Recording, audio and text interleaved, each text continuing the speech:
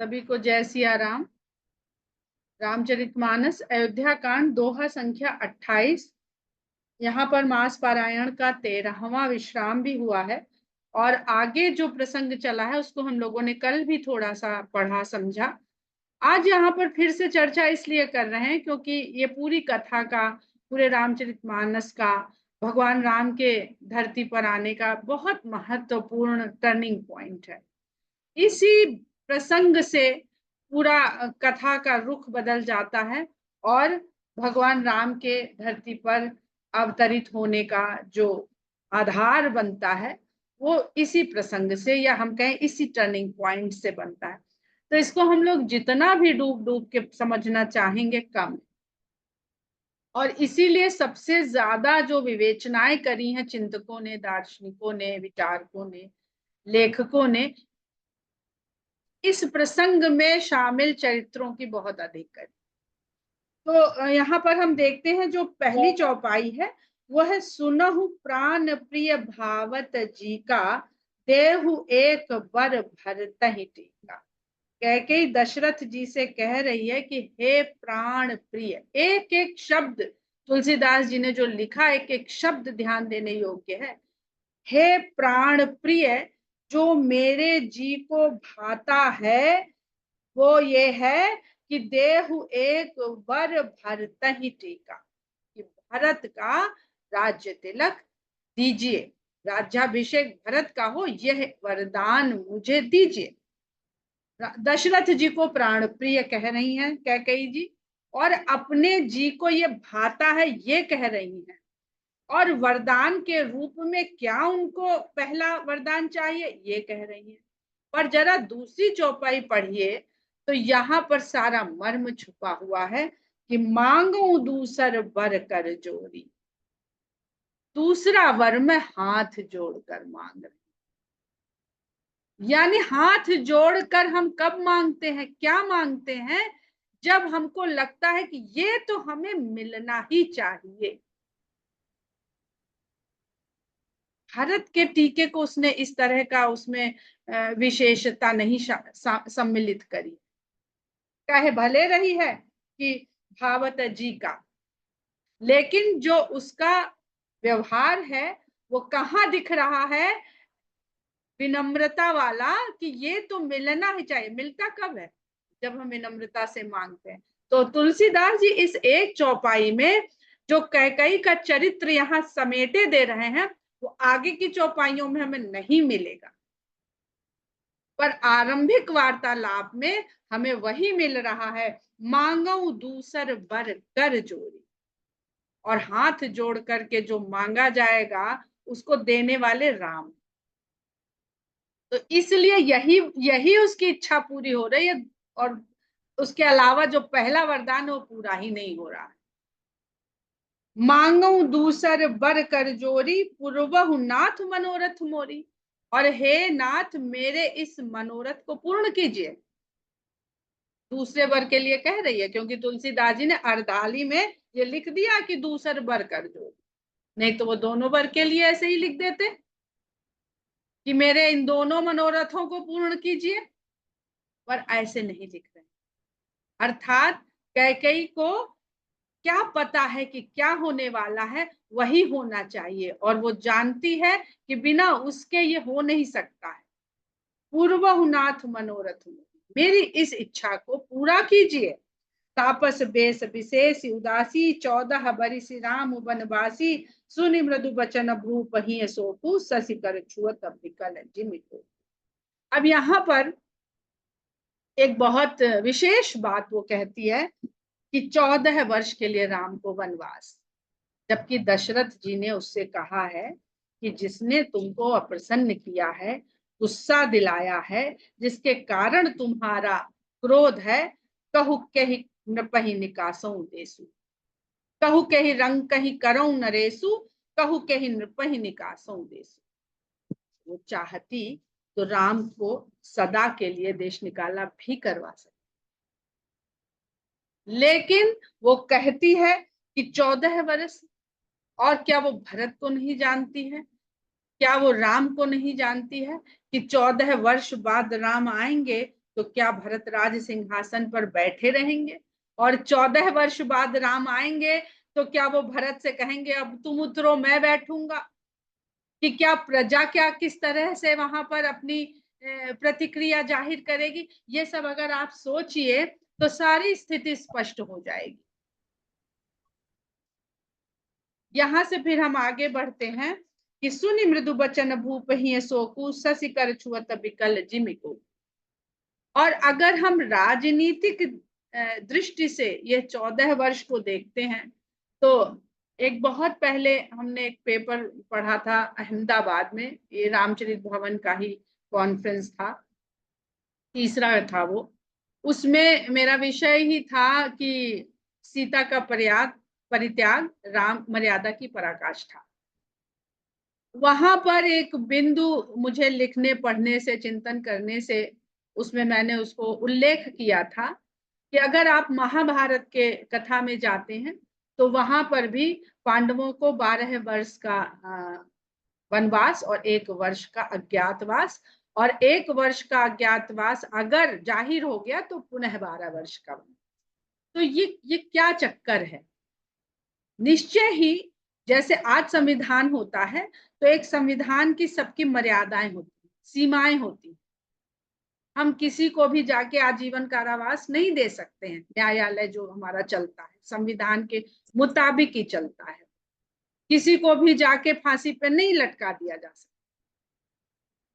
तो 12 वर्ष का जो देश निकाला है वो ये जाहिर करता है कि 12 वर्ष जो व्यक्ति राजधानी से दूर रहा है यानी राज्य के लिए जो आवश्यक कर्तव्य है उसका निर्वहन उसने नहीं किया।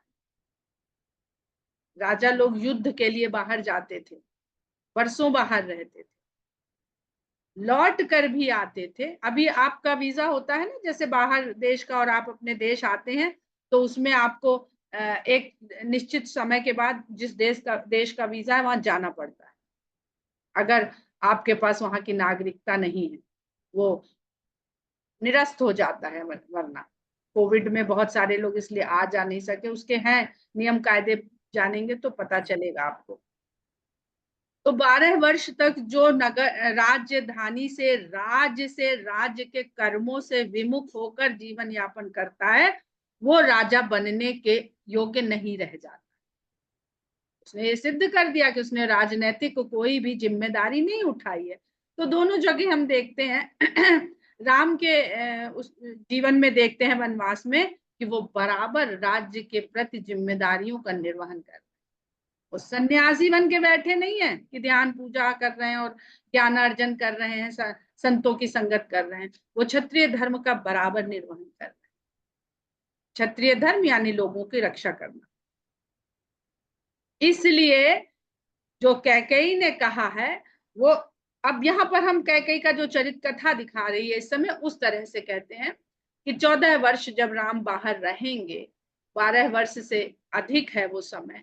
अब वो उस समय त्रेता में क्या स्थिति थी वो नहीं पता, पर द्वापर के समय में हमने ये पढ़ा है कि 12 वर्ष का जो देश निकाला होता है उसमें वो पदच्युत हो जाता है। जो कैंडिडेट होता है वो अधिकारी नहीं रह जाता है। हो सकता है त्रेता में 14 वर्ष का रहा हो। इसी कारण भरत जी कहते हैं कि एक भी क्षण अगर उससे बीता तो मुझे जीता हुआ नहीं पाएंगे। तो 14 वर्ष के लिए कह के इसलिए देती है कि राम राजा बनने के अधिकारी नहीं रह जाएंगे और उनका पुत्र निर्विघ्न राज्य भोगता रहेगा। इसलिए ही भरत ने उस राज सिंहासन पर स्वयं को कभी विराजमान ही नहीं किया कि संविधान आड़े आ जाएगा और राम राजा नहीं बन सके। बहुत सारे उसके कारण हैं, उसमें जब हम लोग वहां पर चलेंगे अयोध्या कांड में ही ये सब प्रसंग आएंगे तब उसकी चर्चा करेंगे। पर मोटा मोटा जो राजनीति की भी बहुत बड़ी ज्ञाता थी कैकेयी, तो वो 14 वर्ष इसीलिए कह रही है कि ताकि भरत निष्कंटक राज कर सके। आगे कहती है कि गयऊ सहम नहीं कछु कही आवा, जनु सचान बन झपटे उलावा, विवरण भयऊ निपट नर पालू, दामिनी हनिम मनहु तरु तालू। माथे हाथ मूदि दो लोचन, तनु धरि सोचु लाग जन सोचन। मोर मनोरथ सुर तरु फूला, हरत करिनी जिमि हतेउ समूला। अवध उजारि कीन्ह कैकेयी, दीन्हि से अचल विपत्ति कहने। यहाँ पे मनोरथ के भी तात्पर्य को गोस्वामी जी समझाने का प्रयास कर रहे हैं, समझा रहे हैं, समझने का प्रयास हम लोग कर रहे हैं। वो तो सीधे सीधे बता रहे हैं, स्पष्ट बता रहे हैं। दशरथ का मनोरथ की भगवान जैसा पुत्र हो जाए, वहां पर क्या है दशरथ जी की अवस्था, नाथ देखी पद कमल तुम्हारे, अब पूरन सब काम हमारे। जब आप पूर्ण काम हो जाते हैं तब आपको भगवान की प्राप्ति होती है, वरना ये कामनाएं वासना के रूप में आपको अपने पीछे पीछे घुमाती रहती है। तो सबसे पहला आपका उद्देश्य है पूर्ण काम होने की अवस्था को प्राप्त करना। संतोष से ऊपर की अवस्था है पूर्ण काम। संतोष है जथा लाभ संतोष, जब भगवान राम शबरी को नवधा भक्ति देंगे। पर पूर्ण काम होने की अवस्था उससे भी आगे की अवस्था है, तो वो पूरी होती है।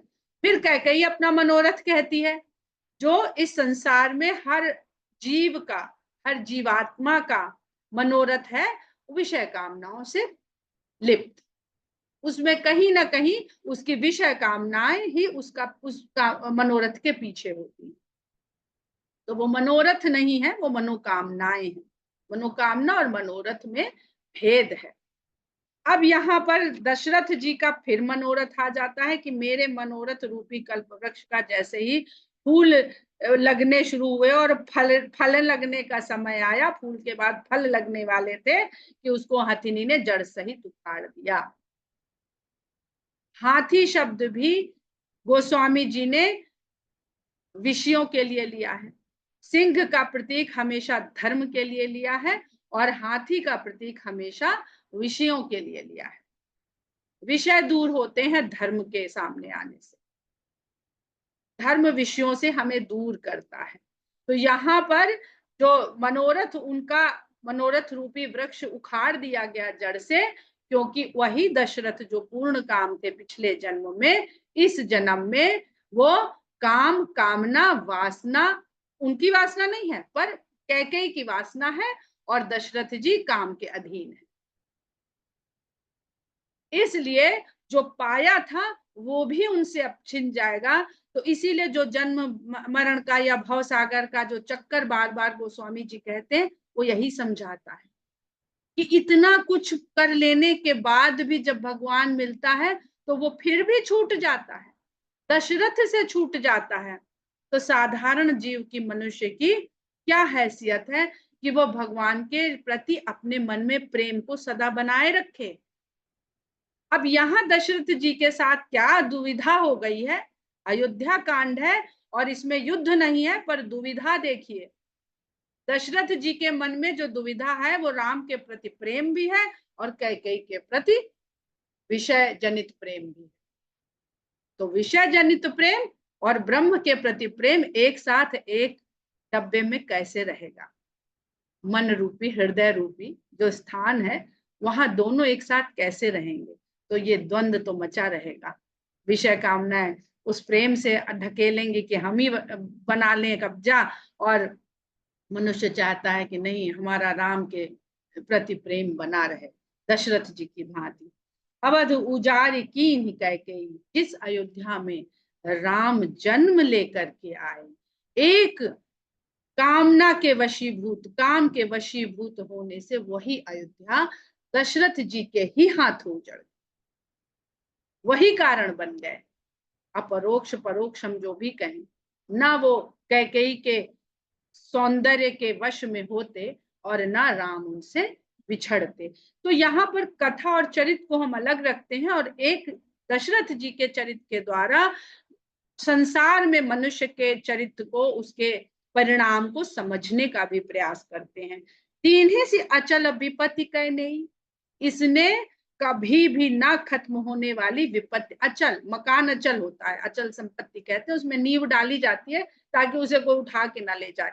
आजकल जो कारवान चलते हैं वो तो यहाँ से वहां चल जाते हैं, उसमें कोई नींव नहीं होती है।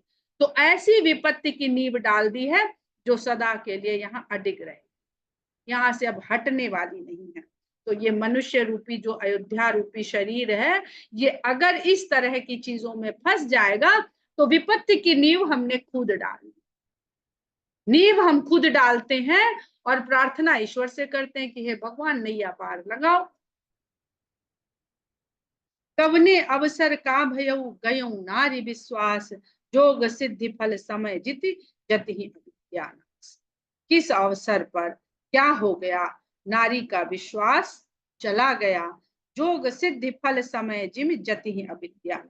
जैसे योग की सिद्धि जो साधना करी इतने दिन से, उसका जब फल मिलने वाला था तो योगी की अविद्या ने उसका नाश कर दिया। अब यहाँ पर जो हम लोग स्त्री को लेकर के, नारी को लेकर के बहुत सारी चौपाइयां, बहुत सारे भाव ऐसे पढ़ने को मिल रहे हैं, तो इस दोहा 29 में गोस्वामी जी ने उसे स्पष्ट कर दिया है।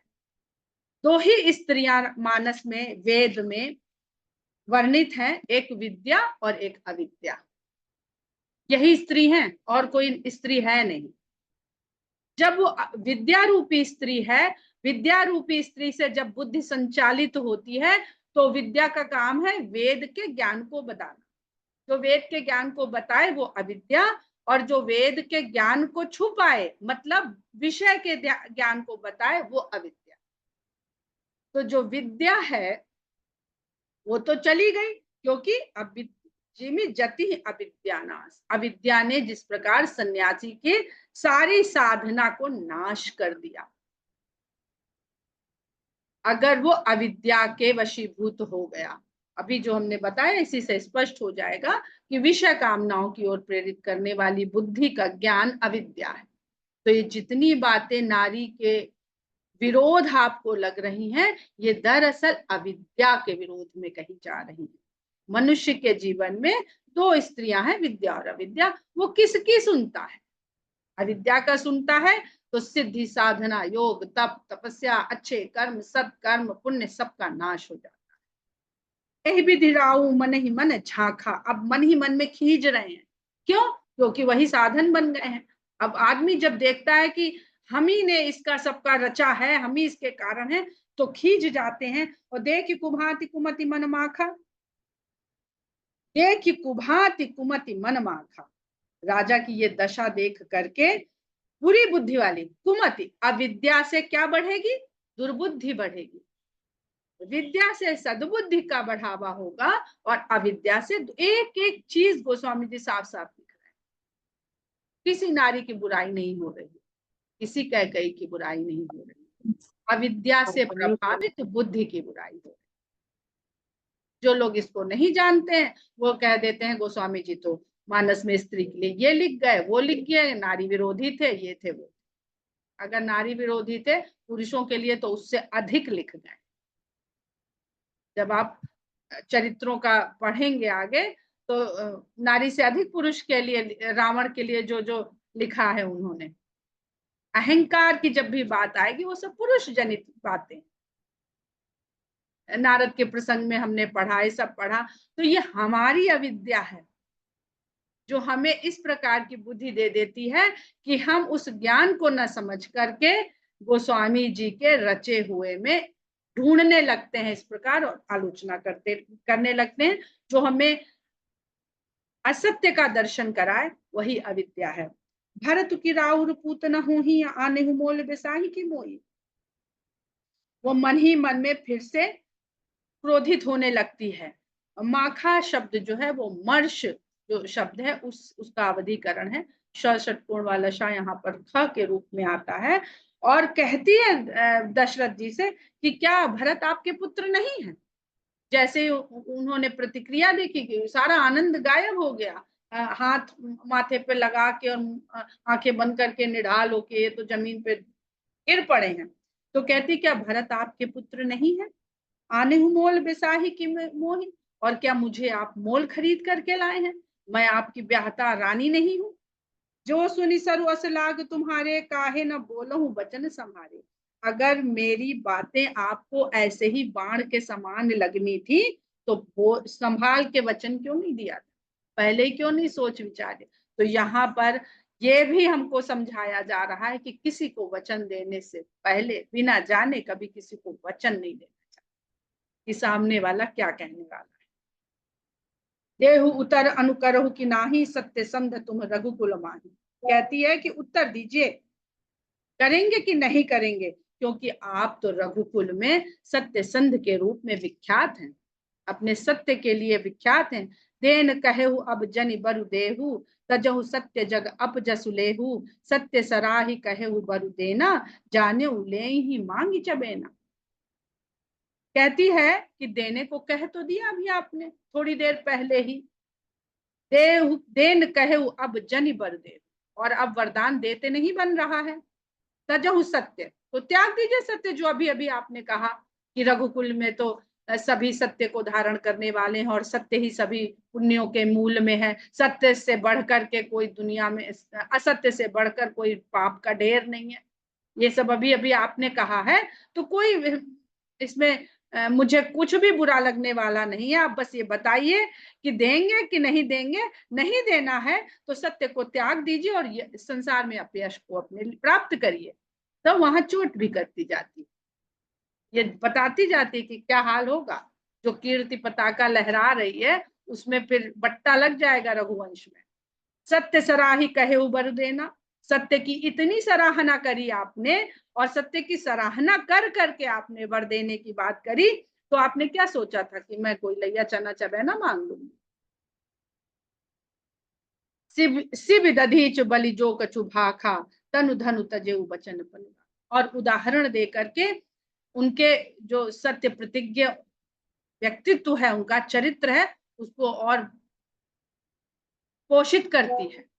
अच्छा काम करवाना हो, अच्छे अच्छे लोगों का उदाहरण दीजिए, वो व्यक्ति उस अच्छे काम को करने के लिए प्रेरित हो जाएगा कि हमें भी इस लिस्ट में अपने नाम को रखना है। रोज हम लोग करते हैं ये, अपने बच्चों के साथ, बेटी के साथ, बेटे के साथ, करीबी लोगों के साथ। तो कहती है राजा शिव, महर्षि दधीच और बलि ने जो जो कुछ भी बोला, उसको तन और धन दोनों को त्यागना पड़ा, लेकिन वचन को रखा, उन्होंने प्रण को निभाया। शिव दधीच और बलि की कथा सभी लोग जानते हैं, महादानियों में इनका नाम है। अति कटु वचन कहती कैकेयी, मानहु लोन जरे पर देई। बड़े ही कड़वे वचन कैकेयी बोल रही है, और ऐसा लगता है कि जले हुए पर नमक छिड़क रही। धर्म धुरंधर धीर धरि नयन उघारे राय, सिर धुन लीन ही उसास ऐसी मारे सी मोह। जो राजा आंख मूंद के, हाथ मस्तक पे लगा के निढाल होके पड़े रह गए थे, ऐसे धर्म की धुरी को धारण करने वाले धीरज को धारण करते हुए धीरे से अपने नयन को खोलते हैं। सिर धुनलीन ही उसास असित, मारे से मोहि उठाए। और सिर को अपने धुनते हैं और गहरी गहरी सांसें, वही उसासें भरते हैं। देखिए किस प्रकार भाव जो है ट्रेवल करता है। जो उसास मंथरा भरती हुई आई थी, वो उसासें कैसे कैकेयी के द्वारा दशरथ जी तक पहुंच गई। वो पूछ रही थी ना, और वो बार बार उसासें भर रही थी।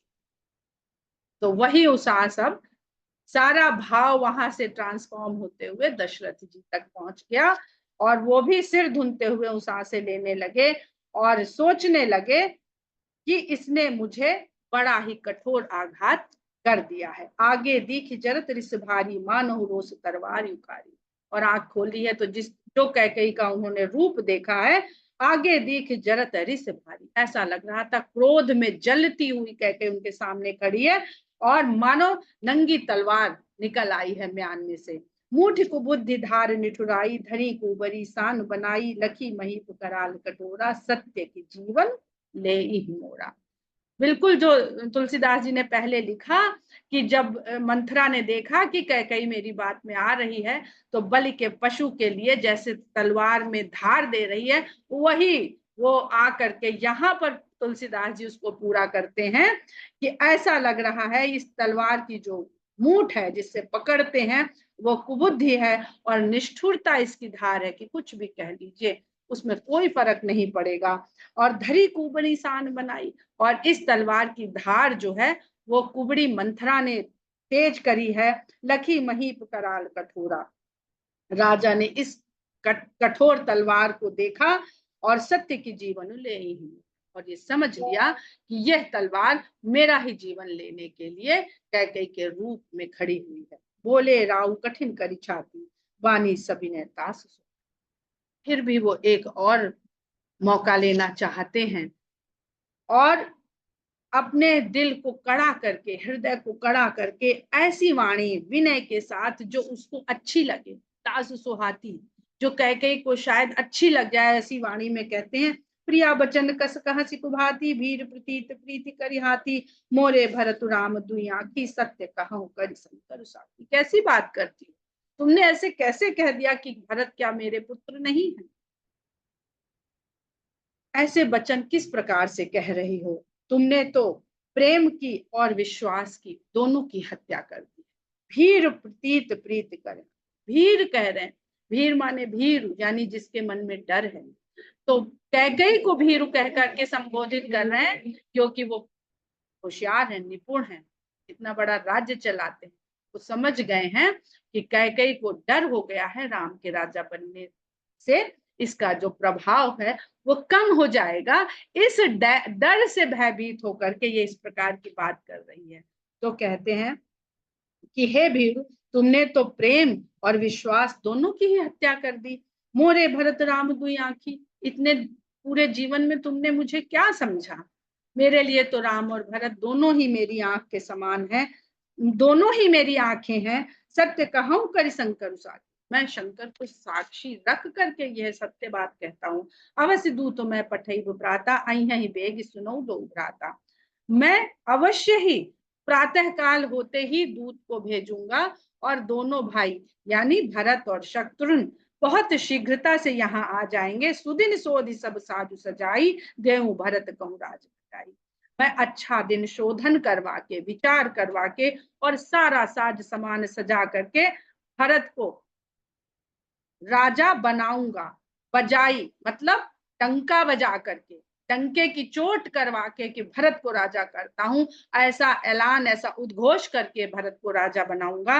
लोभ न राम ही राजु कर, बहुत भरत पर प्रीति, मैं बड़ छोट विचार जिया, करत रहे नृपनीति। अपनी सफाई देते हैं कि तुमने ये क्या गलत फहमी अपने मन में पाल ली है कि मैं तुम्हें प्रेम नहीं करता हूं, तुमको खरीद के लाया हूं क्या, या भरत मेरे पुत्र नहीं है, या राम पर मेरा ज्यादा प्रेम हो गया है, या राम की माता ने मुझे बरगला लिया है। तो कहते हैं लोभ न राम ही राजू कर, राम को तो राज्य का कोई लोभ ही नहीं है, और भरत से उनका बहुत ही प्रेम है। मैंने तो केवल बड़े और छोटे पुत्र का विचार करके राजा की नीति का पालन करते हुए यह फैसला लिया है। राम शपथ सत कहूं सुभाऊ, राम मातु कछु कहे न का। मैं राम की शपथ लेकर के सत्य कहता हूं कि राम की माता ने इस बारे में मुझसे कुछ भी नहीं कहा है। अब ये सब कैकेयी ने कुछ बताया नहीं है, पर राजा दशरथ सब पूरा दृश्य समझ रहे हैं। मैं सब कीन तो ही बिनु पूछे, तेहि ते परे मनोरथ छूचे। हाँ, मुझे जो समझ में आ रहा है वो ऐसा लग रहा है कि मैंने ये सब तुमसे पूछे बिना कर लिया, इसीलिए ये मेरा मनोरथ खाली जा रहा है, मेरा ये मनोरथ पूरा नहीं होने पा रहा है। ऋषि परिहरोप मंगल साजू, कछु दिन गए भरत युवराजू। क्रोध छोड़ो और मंगल साज सजाओ, कुछ दिन बीतते ही भरत युवराज बनेंगे। एक कही बात मोहि दुख लागा, बर दूसर असमंजस मांगा। मुझे तो बस एक बात, मैं इसलिए दुखी नहीं हूं कि तुमने भरत को राजा बनाने को कह दिया या भरत राजा हो जाएंगे, मैं तो तुम्हारी जो दूसरी बात है उससे मुझे दुख हो रहा है कि तुमने जो दूसरा वर मांग लिया है उसने मुझे बहुत असमंजस में डाल दिया, वही मेरे दुख का कारण है। अजहू हृदय जरत तही आजा आचा, ऋषि परिहास की साचे हु साचा। अभी भी जो तुमने बात कही है थोड़ी देर पहले, उसके कारण मेरा हृदय अभी भी उसकी आंच को अनुभव कर रहा है। पहले तो मुझे ये सच सच बताओ कि तुमने ये क्रोध में कहा है या खाली हंसी मजाक में, विनोद में कहा है? रिस परिहास, रिस माने रुष्टता, क्रोध, और परिहास माने हंसी मजाक। कहु तजी रोष राम अपराधु, सब को कही राम सुठ साधु। ये रोष को त्याग दो और पहले मुझे ये बताओ कि राम का अपराध क्या है। किसी अपराध के ही लिए तो किसी को इस प्रकार का दंड दिया जाता है। क्योंकि राम को तो सभी कहते हैं बड़े सीधे साधे साधु स्वभाव के हैं। तुहु सराहस करस स्नेहु, अब सुन मोहि भयउ संदेहु। और तुम भी सदा ही राम से स्नेह करती आई हो, उनकी सराहना करती आई हो, अब तो मुझे ये सुन करके संदेह हो रहा है। जासु सुभाउ अरिह अनुकूला, सो किमि करिहि मातु प्रतिकूला। जो अपने शत्रु के, जिसका स्वभाव शत्रु के भी अनुकूल रहता है, जो अपने शत्रुओं से भी कभी प्रतिकूल नहीं रह के सोच पाता है, कर्म कर पाता है, वो भला माता के प्रतिकूल कैसे हो सकता है। प्रिया हासरिस परिहरहि, मांग विचारी विवेक, यही देखूं अब नयन भरी, भरत राज अभिषेक। कहते हे प्रिया, अगर ये मजाक है तो भी अब इसे बंद करो, और अगर क्रोध है तो इसे छोड़ दो। प्रिया हास ऋषि परिहरहु, ये हंसी मजाक है या क्रोध है, इसका त्याग कर दो और जरा विवेक के साथ विचार करके मांगो।